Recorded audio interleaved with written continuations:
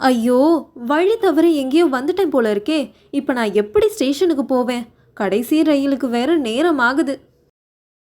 அனைவருக்கும் வணக்கம். இது கதை நயனத்தின் காமிக்ஸ் கதைகள். ஒரு சினிமா பார்க்கறதுக்காக சப்பர்பன் ரயிலில் ஏறி இந்த பெயர் சொல்ல முடியாத ஸ்டேஷனுக்கு வந்து சேர்ந்தேன். நான் சென்னையில் பார்க்க தவறவிட்ட படம் அது. நல்ல படம்னு நண்பர்கள் வற்புறுத்தி பார்க்க சொன்னாங்க. அங்கிருந்து நண்பர்கள் சொன்ன வழியாவே போய் தியேட்டரில் படத்தை பார்த்துட்டு வழிதான் ஞாபகம் இருக்கே அப்படின்னு நானே அதே வழியில் திரும்ப வந்தேன். இந்த இருட்டுனாலோ என்னவோ வழி தவறி நடக்கிற ஸ்டேஷனே வரல. கடைசியா இந்த கடத்தருவுக்கு வந்துட்டேன். வழி கேட்கலாம்னு பார்த்தா எல்லா கடையும் மூடி இருக்கு. அதோ ஒரு ரிக்ஷாக்காரன் வரான், அவங்கிட்ட கேட்போம். சினிமா பாட்டு பாடிக்கிட்டே வந்தான். அவங்கிட்ட வழி கேட்டேன். ஸ்டேஷனுக்கு போறதுக்கு இங்க வந்தியா? ஏன்? வழி தப்பு. அப்போ எப்படி போகணும்? நேரா போ, லெஃப்ட்ல திரும்பு. ஆனா உனக்கு ஜாஸ்தி டைம் இல்லையே. மணி என்ன அப்போ? 10:30 மணி இருக்கும். கட்சி வண்டி போயிடுமே, உன்னால நந்து போக முடியாது. வா, நான் குறுக்கு வழியில கூட்டின்னு போறேன், ஏறு. 12 கொடு, ஒரே மெதியா மெதிக்கிறேன். நான் ரிக்ஷாவில் ஏறினேன். ரிக்ஷா திரும்பி நான் வந்த வழியாவே போச்சு. எனக்கு சந்தேகம் வந்தது. இப்படியா போகணும் அப்படின்னு கேட்டேன். ஆ அப்படின்னு ஒரு சத்தம் மட்டும்தான் வந்தது. நேரா ஒரு சந்துல வண்டியை திருப்பினான். ஒரே இருட்டு. மறுபடியும் பாட தொடங்கினான். மெட்டு மட்டும்தான், பாட்டு வரியெல்லாம் இல்லை. தந்தானே தந்தானே தந்தானே. அவசரமா போணுமா? ஆமா.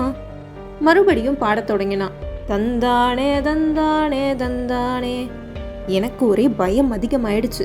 மறுபடியும் இன்னொரு சந்துல திரும்பினான். நான் ஏன் இப்படி பயப்படுறேன்? அடுத்து என்ன நடக்க போகுதுன்னு தெரியாதனாலயா, இருட்டுனாலயா, இல்ல இந்த பாழா போன பாட்டுனாலயா? என்கிட்ட எவ்வளோ பணம் இருக்குன்னு யோசிச்சேன். ஒரு 30 ரூபாய் இருக்கும். ஆனா இந்த வெஸ்ட் வாட்ச், மோதிரம், இவன் என்னை எங்க தான் கூட்டிட்டு போறான்? கொஞ்ச நேரத்துல ஒரு வீட்டுக்கு முன்னாடி நிறுத்தி இரு வரேன் அப்படின்னு சொல்லிட்டு உள்ள போனான். மெதுவா அந்த வீட்டோட கதவை தட்டினான்.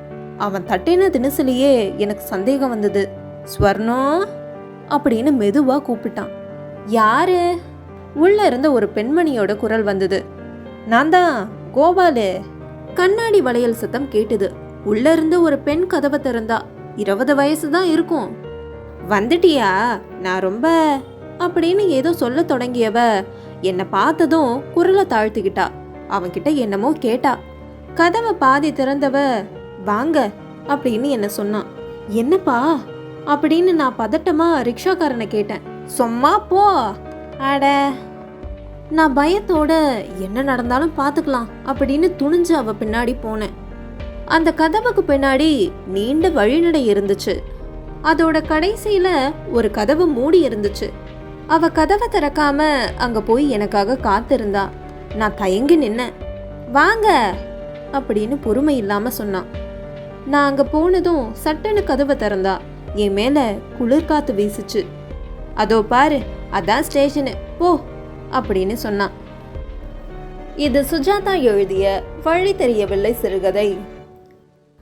இதே மாதிரி இன்னும் பல சுவாரஸ்யமான கதைகளை கேட்க என்னோட சேனலை சப்ஸ்கிரைப் பண்ணுங்க.